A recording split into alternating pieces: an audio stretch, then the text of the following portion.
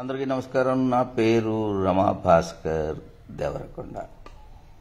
తాడిపత్రిలో మాజీ ఎమ్మెల్యే జేసీ ప్రభాకర్ రెడ్డి గారి అనుచరులు 25 మంది దాకా ఇసుకని అక్రమ రవాణా చేస్తూ మాఫియాగా తయారైపోతే జేసీ ప్రభాకర్ రెడ్డి గారు వారందరికీ వీడియో ద్వారా రిక్వెస్ట్ చేశారు.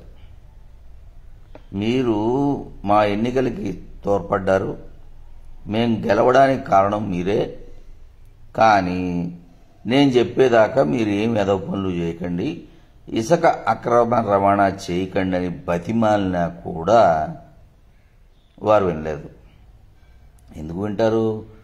5 ఏళ్లు నోరు మూసు కూర్చున్నారు. ఇప్పుడు అవకాశం దొరికింది, కష్టపడ్డారు. 4 రాళ్లు వెనకేసుకోపోతే ఎలా?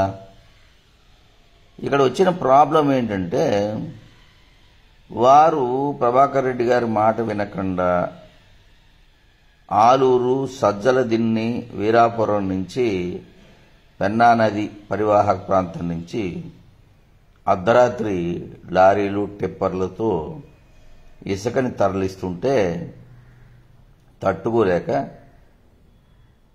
జేసీ ప్రభాకర్ రెడ్డి గారి తనయుడు, ఇప్పుడు ప్రస్తుత ఎమ్మెల్యే అస్మిత్ రెడ్డి గారు వారిని అడ్డుకున్నారు.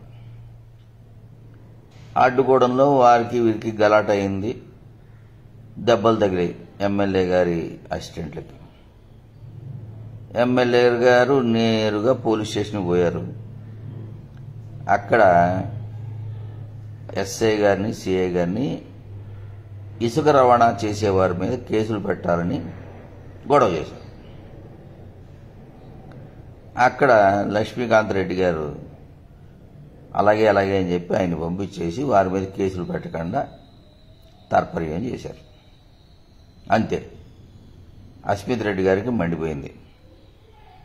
స్టేషన్ ముందే ధర్నా మొదలుపెట్టారు, పెద్ద గొడవ చేశారు. ఈ లోపల అస్మిత్ రెడ్డి గారి కార్యకర్తలు ఆ సీఏ ఇంటికి పోయి సీఏ ఇంటి ముందున్న సీసీ కెమెరాలను ధ్వంసం చేసి పడేశారు. సీఐ గారు కేసు పెట్టకపోవడంతో అస్మిత్ రెడ్డి గారు కోపం పెరిగిపోయింది, గొడవ కూడా చేశారు. మొత్తానికి పోలీసు ఉన్నతాధికారులు సీఏలకి, ఎస్ఐల్ని సర్దుబాటు చేసి, ఒరే నాన్న, ఎందుకు ఈ గొడవ, మనకి రాజకీయ నాయకులతో, ఎమ్మెల్యేలతో మనకి ఎందుకు ఈ గొడవ, మర్యాదగా సారీ చెప్పేయండి అని చెప్పి సిఐ గారిని బతిమాలి ఎమ్మెల్యే గారికి సారీ చెప్పించారు.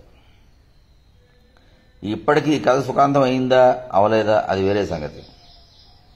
ఈ ఇసుక అక్రమ రవాణా అనేది టీడీపీ ప్రభుత్వం వచ్చిన వెంటనే మొదలైపోయింది.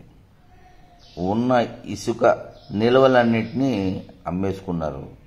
అమ్మేసుకుని ప్రభుత్వ ఖజానాకి డబ్బులు కట్టారో లేదో తెలియదు కదా మనకి.